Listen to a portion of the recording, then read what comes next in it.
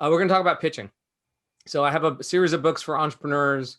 The orange book, which is fourth in the series, is on how to put together a pitch deck. And then it got augmented a few years back to go beyond just doing a pitch. And when we talk about pitching, pitching is useful for raising money from investors. Pitching is useful for actually recruiting as a startup entrepreneur. You actually have to convince people to come and work for a startup. It's not as easy as just having a job or having a job open.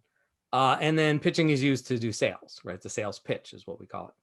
And so the best pitch of all time was a sales pitch. The best pitch was, of course, this pitch and this guy, right? So this is Steve, and this is a screenshot from the announcement of a touchscreen iPod, a phone, and a portable internet device. And if you haven't seen this, he'll repeat that over and over again. A touchscreen iPod, a phone, and a handheld internet device. And everybody in the room knows that it's one device. And it was the iPhone. It was 2007, if you want to feel old. Right? So that's 14 years ago, almost 14 years ago. So what made this such a great pitch? I want to make clear, yes, it was the guy who was pitching it, but he's not natural at doing this. He practiced these pitches every time he went up on stage for months. He crafted these stories that he was telling and these pitches he was telling for months. And what makes these great pitches is how simple they were. If you go back and watch it, and I'll put up the URL in a bit. If you go back and watch it, you'll see, and you'll hear that he's not speaking continuously, which is a mistake that a lot of first-time entrepreneurs make. He speaks for a while, he gets his point across, and then he stops. And he doesn't stop because he's famous and the whole room's full of fanboys. He stops because he wants that idea that he just shared. He wants that idea to just settle in the audience before he goes to the next idea. Also, just what's behind him is important. It's not full of text, right? The pictures that are behind him are simple pictures of products or big numbers. So when he was announcing, hey, we got 25,000 people who signed up for something, what's behind him is the number 25,000. So the number he's trying to convey is coming across in gigantic letters and numbers with the only text on there telling you what that number's about, right? And then when he gets to another topic, we got a picture. This is a famous one of Apple being the intersection between liberal arts and technology. And only on occasion does he get a slide that has a lot of text on it. And this is Apple's format for bullet points. And you can see it's still not a lot of words. And when he got to these slides, which he would only do like once per product, like he would just go down one at a time and explain what he meant by these four things. And there would be no animations, and there's no, like, it doesn't show up one at a time. We got all the text all there up at once. Spends 2 minutes telling you what it's about. There's still a pretty picture over here, even though it's just a chip. And then he goes on to the next topic. Whenever there's a price, it's either the product and the number or just the number. In this case, we don't even know what $4.99 is for. We just know it's $4.99. You know what it is in the context of the pitch. Right? Lots and lots of pretty pictures. Right? And they worked really well, right? Apple is one of the most valuable companies on the planet, in part because of the simplicity of the products, and that simplicity, that idea that Apple is all about being simple is in all their products, from the box when you open it to the product announcement on stage, right? These are really simple pitches, which is hard to do. They have as little words as possible with a lot of gaps in them in terms of time. And he practiced the hell out of it. Literally 3 months of practice. Now, if you want to watch this, if you haven't, you just go on YouTube, search for iPhone pitch. When you hit the one that's 51 minutes, but I will send out the deck at some point. When you hit the one at 51 minutes, you know you found the right one. And watch the whole thing. It's a masterful presentation. Now, what I just learned, a month or so ago, is that this guy was the mastermind behind these keynotes. That yes, Steve was the person on stage, but Wayne was the guy who made all the slides. Wayne was the guy who crafted the story that Steve told, not just at Apple, but also at Pixar and Next. Right? This is the guy who made Steve Steve. And just to show that this is true, Apple built a brand new headquarters in Cupertino, California. And about 10 years ago, they announced this. And just like everybody else who wants to build a building, they had to go to the city council to get permission. So who does Apple send to the Cupertino City Council to go and and pitch their new headquarters to the city council to get approval, they send Steve Jobs, CEO of Apple. And you can go watch this on YouTube as well. And you will see in watching this that Steve is not a great presenter. When he doesn't practice, when he hasn't done his homework, when he doesn't have Wade's slides, when he just has a big, thick binder in front of him and a city council in front of him, he is no better than you or me. Right? He is just an average person talking to a crowd. Right? It is not something that he was born doing. It is something that he practiced and made possible. And so, as an investor, what you need to keep in mind is separating the story and the slickness and everything that's going on in terms of getting you sucked into the pitch from what they're actually telling you. Right?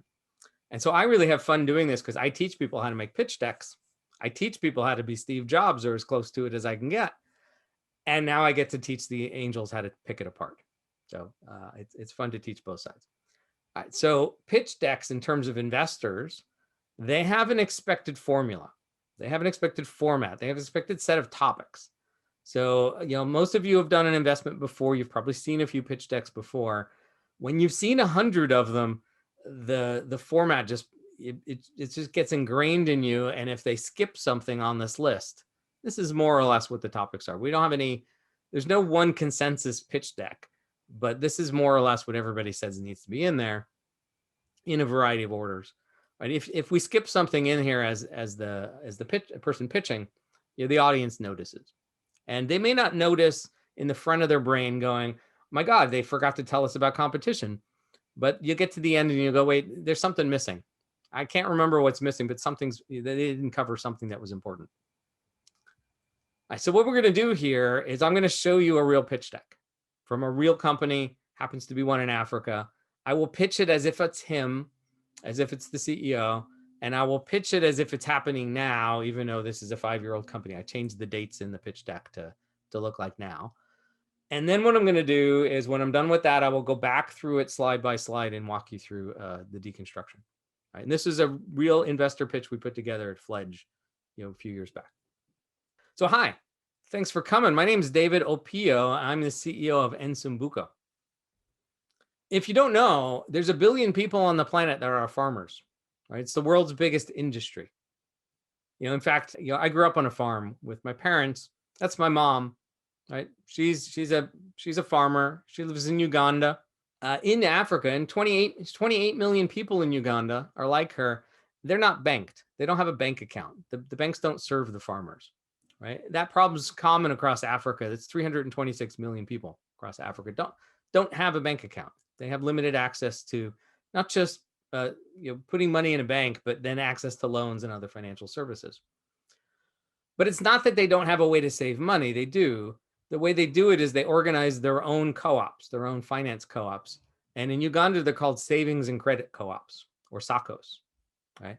In other countries, they have the same thing. They have different names. These are generally run on paper. So a few farmers get together and they say, we're starting a SACCO, and a typical SACCO might be 50, 100 farmers. Somebody in that group is trusted with the lockbox of cash. Somebody's trusted with the paper ledger. And literally, as a farmer, they'll just walk over and say, all right, well, here's 1,000 shillings. I want to put it in my account. And someone will put it out in a book and write it out as a piece of paper and hand it over. And the problem is that a lot of money gets lost, whether it's on purpose or not on purpose. About $20,000 per SACCO gets lost every year. So we have a solution. It's called Mobis, the mobile banking and information software. It's a cloud-based system that connects the farmers, connects them directly to their accounts on their mobile phones, and it provides a whole variety of financial services, including savings and loans and other things. So there's two sides to this business. To the SACCOs, well, we help make them transparent and trustworthy, make them much more efficient because now they're on the cloud-based system. They don't have to know how the money works. They just have to put in the transactions. And for the farmers, well, finally, they get a text message when they deposit money. At any time, they can go pull up the app on the phone, right? Even if it's a flip phone, they can pull up the app on the phone and check their balance. They can make payments. For them, it's much more simple than trekking over to the house of the person who's running the SACCO and it's everywhere because it's on a mobile phone. So it's a big opportunity. There's 5,000 SACCOs in Uganda, and then there's 300,000 more like them in Kenya. They call them chamas over in Kenya. The business is pretty simple too. So we charge $1,000 per year to the SACCOs for the software, and then we charge a 0.5%, 50 basis points per transaction on the farmers. And when you might think that's a little outrageous, that's normal in Africa. There's a charge for people putting money into a bank as well as taking it out of a bank. So this is the normal kind of transaction fees people are used to. We've been around for 9 months. We already signed up 500 SACCOs. We serve 40,000 farmers. We're managing $500,000 worth of savings, equivalent. Of course, it's shillings. And we're managing $200,000 in loans out of that savings, right? These are the SACCOs are around to do loans to the same farmers that are depositing the money, just like a bank would do. So that's year one. We earned $50,000 in the last year. In the next year, we expect to grow that to $250,000 with 200,000 farmers. And by 2025, we expect this to grow to $2.5 million of revenue to us with 2 million farmers on board. My name's David Opio. I'm not going to try the last name. I'm the founder with my co-founder, O-Team. We got a great team that's building this out. This is all African software built by Africans for Africans. And we got endorsed by the government of Uganda. So what the government said is that they know this is a problem. They don't like the fact that the SACCOs are on paper. So they told all the SACCOs by 2025, you all have to be in the cloud. You all have to be off. You have to be on a computer system. You can't do it on paper anymore, right? And they put us in that list of trusted suppliers. We also got help from the Fledge Network. We were just at the Fledge Accelerator. They gave us $20,000, a huge amount of help, connected us to their network. And now we're out asking for $250,000 of investments as preferred, Series A preferred, right? With $1 million pre-money valuation. We got the first $75,000 committed. We're going to take that money and we're going to build out a few more services like a health savings account, insurance, a bunch of other things that help these farmers. And then we need the money for marketing and sales so we can reach the other 5,000 SACCOs. And thank you. Right. Normally that would be where I ask, do you have any questions? But we're not going to do that yet. So what you should have in your head at the moment is, okay, do you understand what that's about? Do you understand how they make revenues and how they'll make more? Do you understand how they make money? Do you know how this business actually gets paid? Who pays it and why? Does that seem reasonable? Does the path to the future seem like something they could possibly do?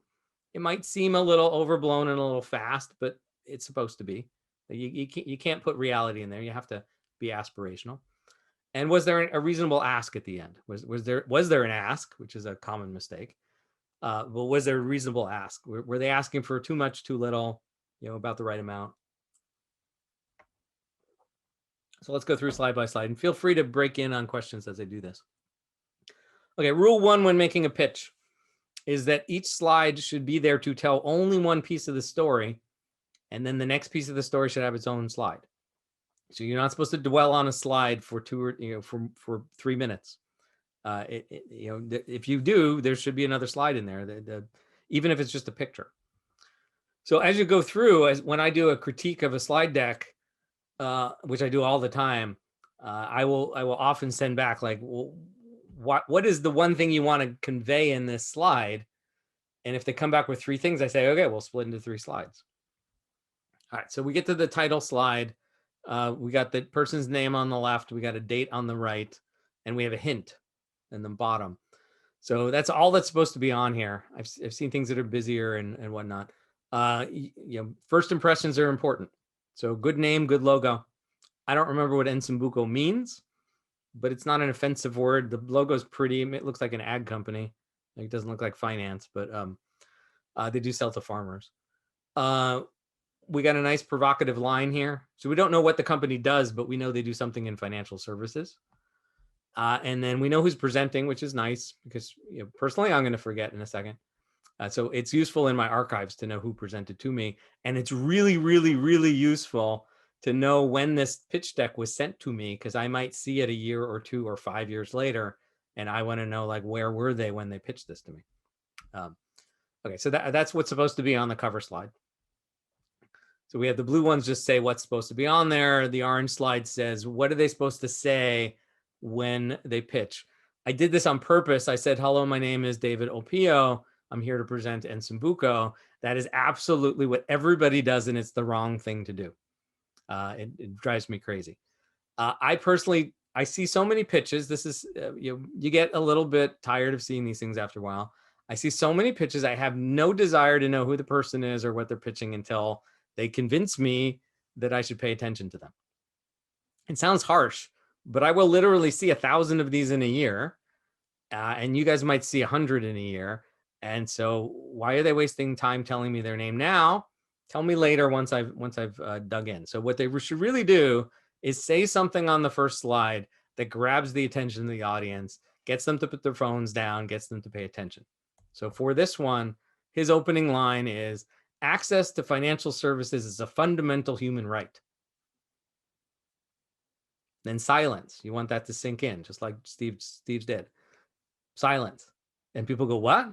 Fundamental human right? Yeah, I at least caught the end of that.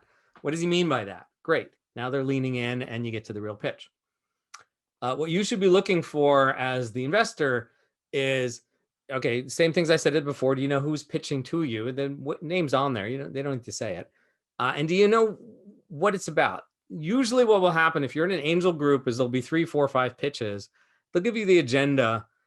Personally, I'll just scan down it, but I won't read the little synopsis or I'll forget what it is by the time we get to the third one. So I don't know what's being pitched to me. I like going into pitches cold, but I don't like it being cold by slide 2. I want some hint as to what space the pitch is in. We get to slide 2. Slide 2 should be nice and pretty and convey some message about problem. And this one doesn't quite match, but this is what we came up with. So we want to explain what the problem is. It could just be, if it's an impactful company, it could just be 1 or 2 or 3 of the SDG icons. It could be a pretty picture. Here we did a collage of farmer pictures. As little text as possible. I've seen many, many problem slides that are just all covered in text. No one's going to read the problem is that the audience can't read the text and listen to the speaker at the same time. And you don't want, if you're pitching, you want the people to be listening to you. And so the more text you give the audience, the less they're going to listen to you. And if it's a big and well-known problem like climate change, it should just be a pretty picture and you should just say, hey, we're dealing with climate change. You know the problem. Let's move on. One of the mistakes that first-time entrepreneurs make is to spend 2 minutes out of 5 or 3 minutes out of 8 talking about the problem. And you don't invest in the problem, you invest in the solution. So it has to be short. So I always tell them, keep it under a minute. Don't dwell on the problem for more than a minute. Problem comes first. First, you make sure they know what the problem is, and then you go and solve it. In this case, the billion people are farmers kind of matches that they don't have a banking thing. It would be better if we could get that all into one slide. At the end of it, as an investor, you want to be able to understand, like, do you get which problem they're solving? And do you have some idea where they might be going? That hint on slide 1 should give you a hint on which way the solution is gonna show up. So we got the next slide, which seems like a different problem, but in this case, it's honing it down to the customer segment. So we got all these farmers out there, but we're really just talking about the ones that are unbanked. And now we have a stat, but it's not big and giant 100-point font because it's not that important. It's just a large number of people in Uganda are farmers and they don't have banks.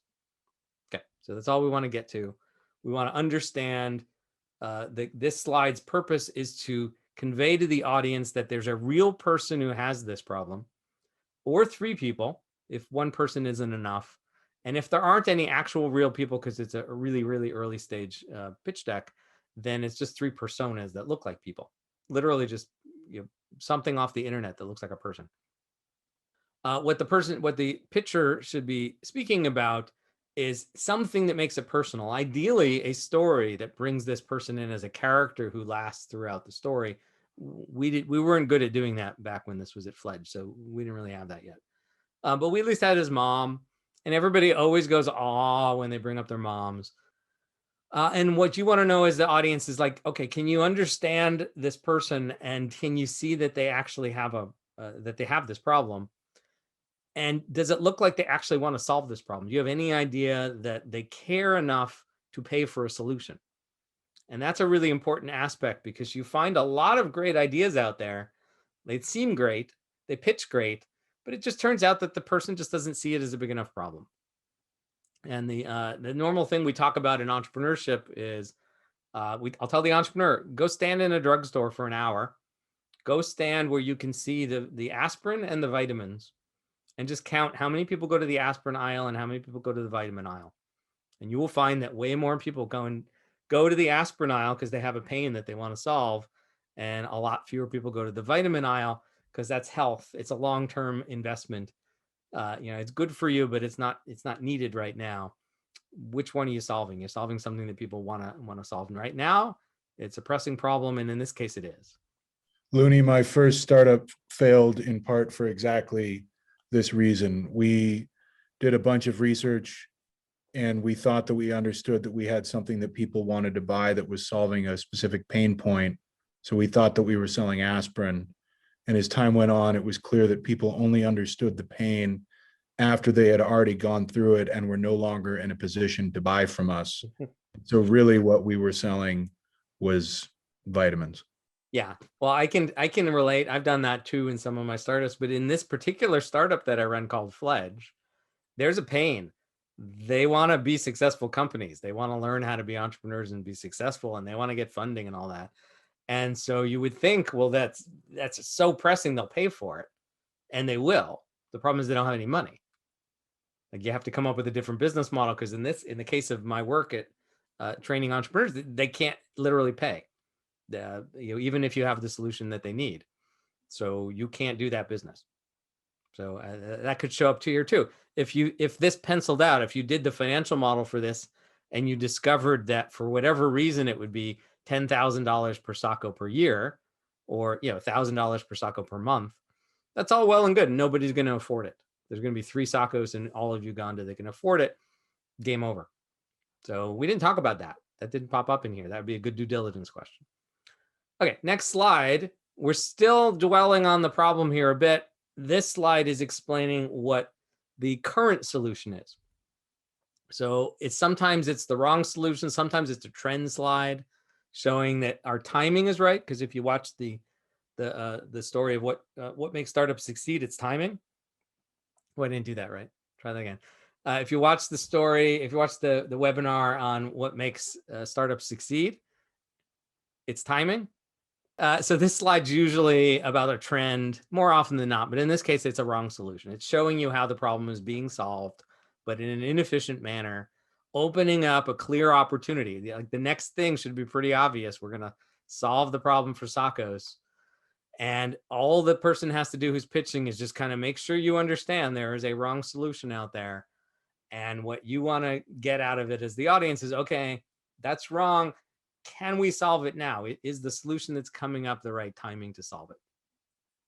And then we did a little subtle thing on this slide deck, is that the problems all had black backgrounds and the solutions all have white backgrounds.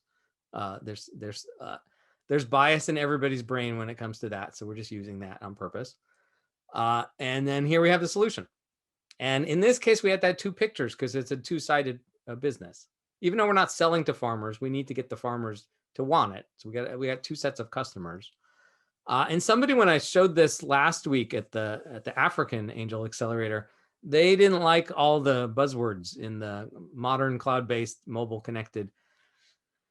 And yeah, usually that bugs me, but in this case, it's not buzzwords as much as this is real. This is what it is. It is a piece of software running in the cloud. That's the important word you need to convey. And it's running on mobile phones. You have to say that. If this was a fintech conference that this entrepreneur was pitching at, I might just simplify this down and say cloud plus mobile, and drop all the rest of the words. That would be sufficient. But here, in the bigger context of we need more details, this is the rest of the details. Variety of financial services is a key phrase on here. It's not just one solution, right? Even though we don't tell you what that is. All right, so this is the first impression of the solution. It's not supposed to provide all the details. This is not the slide that Steve was showing with the A5 chip and the benefits. No. This is the slide that shows the picture of the iPhone. And he just holds it up and says, here's your device. It's an iPod. It's an internet device and it's a phone. We'll have a chance to talk about more details later. And then this is not where the entrepreneur should be dwelling on all the things it does. This should just be the description of here's the solution. Look, it solved that problem I was talking about. And all you're supposed to do as the audience is to see whether that matched up. And if it's been correct, like we're only on slide 5 here, if everything's been done well, what should be in your head as an audience member is, tell me more. How does it work? Like, how do people pay for it? Looks great. Can you show me what that phone looks like? Right, so the next slide goes down one level deeper.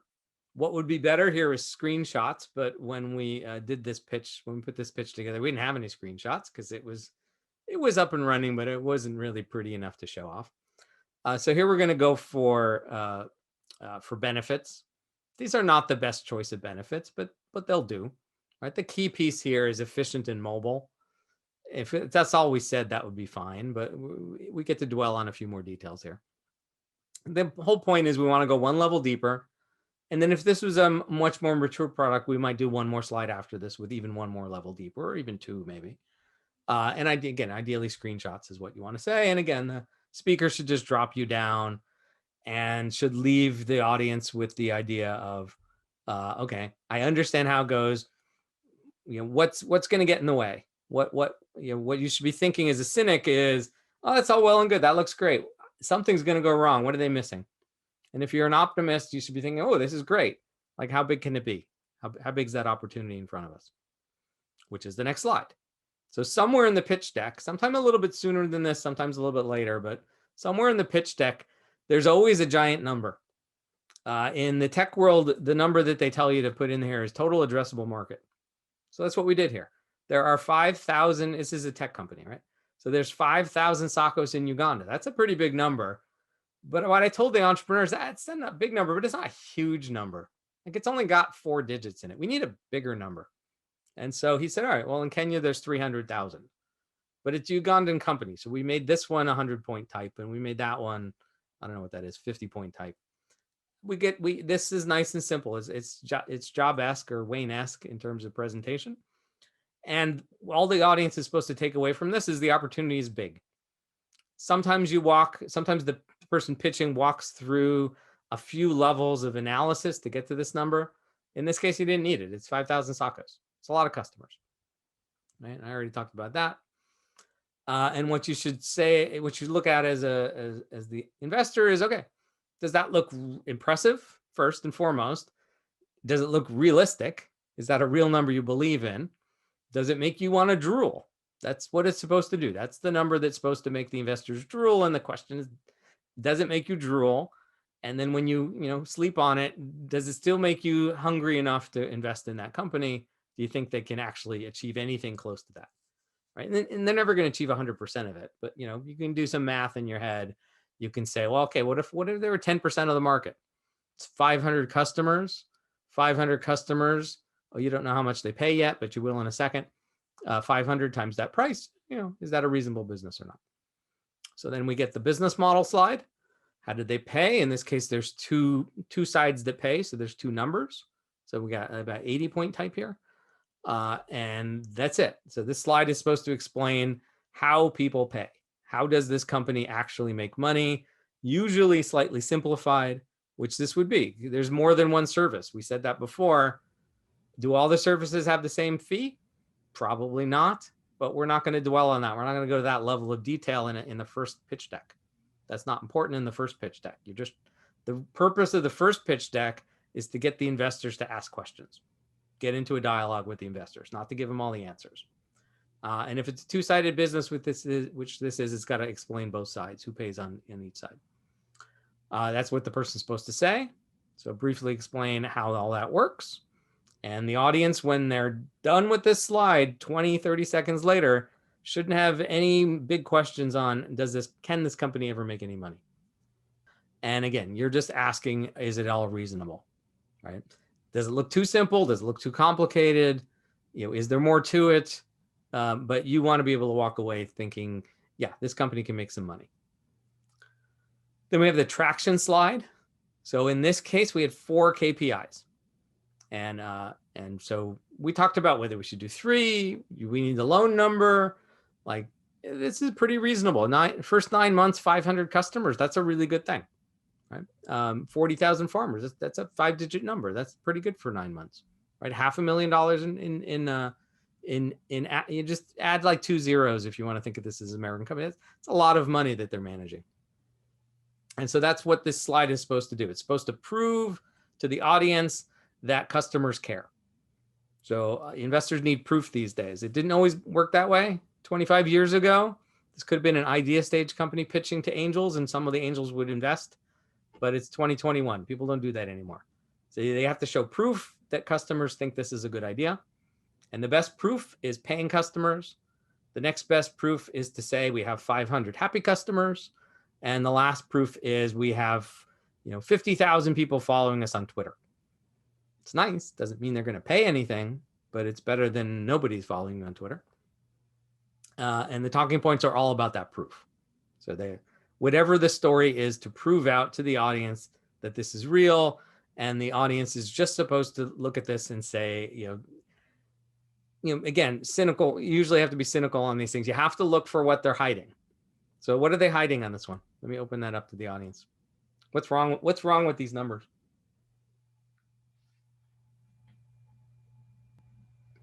And I know you don't have quite enough information yet to pull it out. Well, you do because you saw the pitch. But if you were at this stage the first time through, so we have 40,000 farmers divided by 500 SACO. So we get 80 farmers per SACO. That seems okay. We got $500,000 divided by 500 SACOs. Just make sure we get the zeros right.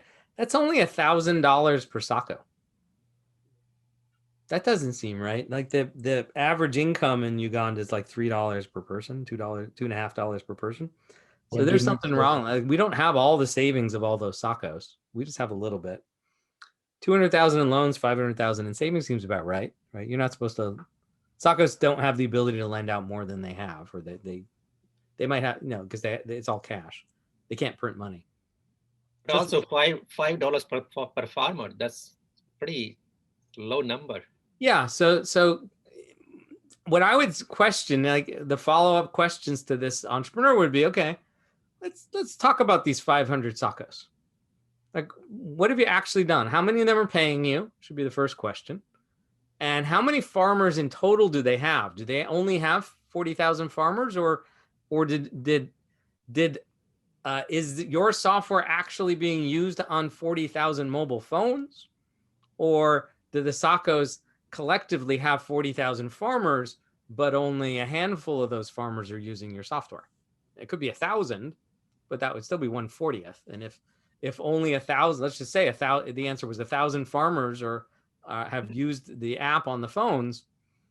Okay, well, maybe that's actually the flaw here. Why is it only 1 in 40? Is it because it's 9 months and we expect it to be all 40 in the next 6 months? Is there something that gets in the way of the use? Because the SACOs may not want the software if the farmers don't want the software. So this is the kind of numbers where they look good. They're nice. They're big. They're green, right? And we'll show the up and to the right in a second. But you're supposed to be questioning whether they're correct. What are they trying to hide with these numbers? Even if I can add one thing, knowing other similar institutions, they call it VSLAs, in which they rotate actually. Only a small number of members get the loan at a time. Yeah, merry-go-rounds, they call those in Africa. Sure. Yeah, so these are not the merry-go-round programs. These are the next level up of saving programs. But we'll find out here. So again, we got another slide of numbers. It's a very number-oriented pitch deck because it's a fintech, so it better be good with numbers. So here's one where it's good to have, the numbers have to match up in your head. So we said 500 SACOs. We said $1,000 a year per SACOs, right, as the cost. Well, that would be $500,000, and they said they only earned 50. So clearly not all 500 are paying them $1,000 a year. How many are actually paying? Right, there's a disconnect there, and it's hidden really well because I helped put the pitch deck together. So you have to see the numbers next to each other to catch that.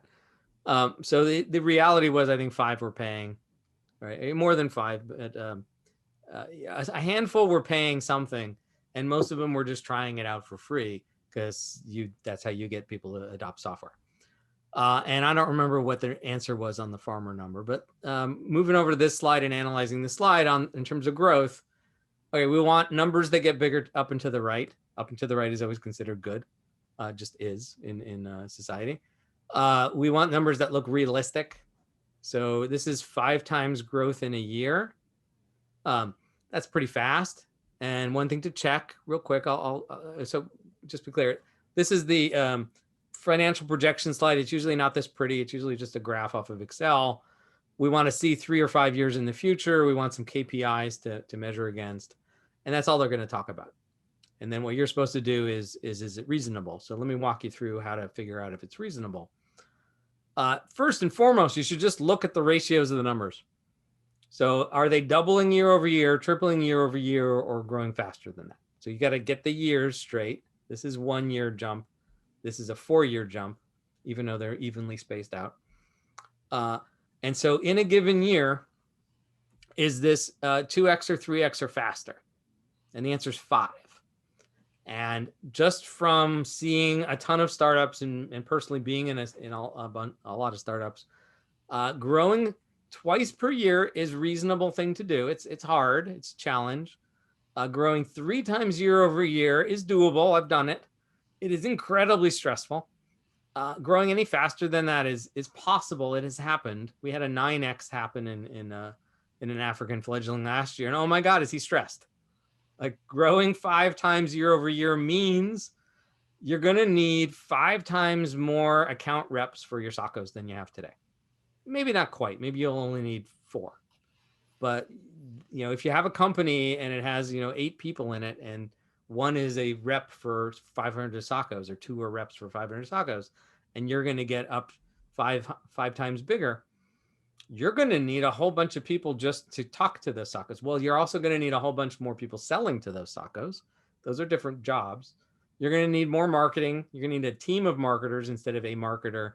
You're going to need more people writing more software because more ideas will pop up. You need more of everything. You need more people just running the systems in the back end of the software. More people on call because this can't go down when you're running 200,000 farmers. And so everything just gets more complicated. And by the time you get to the next year, if you have tripled in size, most people who now work for your company at the end of that year did not work for the company in the previous year. Like you then have cultural issues of just the growth. So growing fast is hard. This is a 5x growth. It's on the edge of believable. I would say 200,000 would be a better number here, but this is the number he picked. And then 10x growth 4 years after that. Does that seem reasonable? Well, yeah, because that's 3 times growth, 3 years straight would be 9.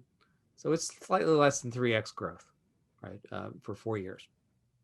And, there's kind of alliterative on 5s in here, and 2.5s. And the numbers all do match up. So the revenues and the farmers are at the same ratio here. And I don't think it was in our first draft, but I just made sure all the numbers matched up. Okay, then we finally get to the slide that talks about team. Where it shows up in the pitch is highly variable. What I tell my entrepreneurs is this is where you should introduce yourself. You should put the team slide somewhere pretty late, and you should introduce yourself after they've seen the solution, after they're interested in asking you more questions. And then maybe there's a chance they'll remember your name. And the words that are spoken on this slide are always, we have a great team, or something really close to it. Everybody says the same thing. We got a great team. Because you don't know anybody on this team except the person presenting. It's nice to know if it's a co-founder or not. Basically, it's nice for the audience to know that there are other people around. Entrepreneurship is not something one person should do alone. So we got David here. We got his partner, Opio. I always tell the CEO, make your picture bigger. A lot of them don't do that. The CEO should have a bigger picture just because that's the person who's fronting the presentations. Not because they're worth more or anything, but they're the face of the company, so their face should be bigger. And in this case, it's really simple. We're not even telling you who the people are or what they do. A lot of the entrepreneurs will actually walk you through all the people and all their jobs. And again, I really don't care. Like, I want to know, is this an investable company first and foremost before I care about what his name is, right? And what his job is. It's totally irrelevant to a first-time pitch. That's a waste of time. So, but we do know that investors care about teams. It's the impression that there is a team that's important. If the team has worked for a bunch of big companies, what I tell the entrepreneurs do is just fill up the bottom of the right side just with logos of companies. You don't have to put the right logo next to the right person. You just want a whole bunch of logos that people recognize. It just adds comfort that these people know what they're doing. And we have a great team is in quotes because that's what everyone says. And I tell the entrepreneurs, just keep this one short. Like, I know you're proud of your team, but it's going to be a while until you get to the due diligence where the investors want to dig in and know what everybody does. And you as the audience, you actually at some point want to know what they do, but really we just want to know what's missing. That's the most important piece. Is there someone up there that knows sales? Is there someone up there that knows marketing? Is there someone up there that knows finance? Someone that knows operations? Somebody who's designing the product or the service? And if there's advisors listed, which is often on the next slide, why are they there? Often, the entrepreneurs dwell on their names and their experiences, but they're almost never anyone I've ever heard of. I just want to know, yeah, you have some advisors? Okay. How often do you talk to them? Do you talk to them once a year or once a month? Are they mentors or are they just occasional advisors? Did you just put their picture up because they helped you once? And, the cynical part, because they were your mentor at Fledge and they said you could use their picture and now it looks like you have an advisor, but they'll never talk to you again. This slide is not normal. So this slide is the endorsement slide. This slide is usually something around accolades, but in this case, the accolade was really strong. So we are endorsed by the government of Uganda. They really did say all the SACCOs have to move over to some cloud-based system, and they really did put Nsambuco on the list. At the time, I think they were the only one on the list, but of course that changed over time. And usually there would just be one of those, but this was so strong it had to have its own picture. And so usually there'll be a picture more like this with a few more logos. There'll be a USAID logo and a few other things. And we just had an entrepreneur join in. Hey, Stacy, I'll be with you in a minute. And so again, just show off some more logos. That helps the audience understand that others care about this too. Momentum and joining the crowd is important to investors, right? Investors like to back winners. So talk about all the things you've won. And you as the audience, again, cynical self should just be, which ones are real? Which ones have actually added any value to this company? We finally get to the ask. The ask should be a giant number, right? So first and foremost, make it really clear how much is being raised. It should use the words, we are raising. A very common mistake by first-time entrepreneurs is to say, we're looking for $250,000, or we are going to raise $250,000, as opposed to we are raising $250,000. The first 75 is committed. That sounds like it's happening. It sounds like you, the investors, are going to miss out if you don't act now. Sometimes the $75,000 number includes the past round, includes all the money raised to date, and we just put it up there because otherwise it wouldn't sound like any momentum. But we are raising is present tense, and it makes it sound like it's happening even if all that's happening is this slide in the current audience. This slide should show the general terms.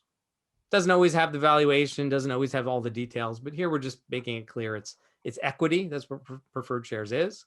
It's equity, it's Series A, it's the first round. There's a reasonable valuation on here. And then it needs to make sure it shows use of funds, which is sometimes on the next slide if it's detailed. In this case, there's just 2 bullet points. So you got to end with an ask. If a company's not raising money, and you'll see one in a second, I don't think they're raising money, you got to ask for something. At least if you're pitching a group of investors, ask for advice on something, or try and fill an open position. Does anybody know a great CFO in Kampala, Uganda? Right, this company could use one. I already talked about that. And what you should look for as investors is, okay, the ask should be the last slide. Does the ask match everything you heard before? So the company, they made 50,000 in revenue. They're asking for 250. That's a big jump. But really what they're saying is with 250, we can make 250. That's a 1-to-1 ratio. That's within reason. Are the terms within norms? I don't actually know what the norms are in Uganda. I made up the 1 million for this demonstration purposes. I presume that's within norm. It's probably low. And is the use of funds reasonable? And is what they're telling you they're going to do, which is basically get to 250,000 in revenues, is that a reasonable achievement for the next year or so? Investors do not invest 2 years worth of money or 3 years worth of money. You invest a year's worth of money. You hope it lasts a little bit longer than that, like 15 months, maybe 18 if the company's getting close to profitability. But really, you can just put down money now for them to use for the next year. And if they need more in a year, they can come back and ask for more, and hopefully they've achieved something by then. And then we get the closing slide. Closing slide should be the opening slide with contact information. So this is exactly the same slide. You basically just make a copy, change the bottom, and that's it. And then, or sometimes it says thank you. Sometimes it says any questions. Sometimes what's really good on the closing is when the person pitching repeats either the opening line or a variant of the opening line that becomes the closing line. Oh, and that's why, and that's why Nsumbuko makes financial services an essential product to all the farmers. Something like that, playing off of the opening line. And now it's done. The person stops speaking. There's quiet in the room for a moment. Okay, your first impression should be yes or no. Should be like, oh, this looks like it's investable, if only I get my questions answered. Or should look like, oh, that can't work, right? Often not something in between. It could be, I don't care. I just don't care about Africa. I don't care about fintech. I don't care about farmers. But if it's in your space of things you care about, okay, was it a compelling pitch? Do you want to know more? And at this point, you should remind yourself that the number one thing that makes startups succeed is timing. And nothing in here talked about timing. There was a little bit in there could have been a slide on trend, but you can't really prove out the timing in a pitch deck. You can just set up and say, I think it's the right time. Here's why. And then it wasn't actually luck and team. It was timing, team, and something else. This is an older version of the pitch. And then what was missing? And I skipped ahead on the slide here. We never talked about the competition. There was no competitive slide presented. There's 2 ways to show that. And there are a few variations I've seen in the world, but almost always there are 2 ways to show competition and just 2. They should pick one or the other. One is a magic square. Magic square is two benefits or two somethings where the company being pitched is in the upper right corner and everybody else is somewhere else, either named competitors or categories. The other choice is a competitive matrix.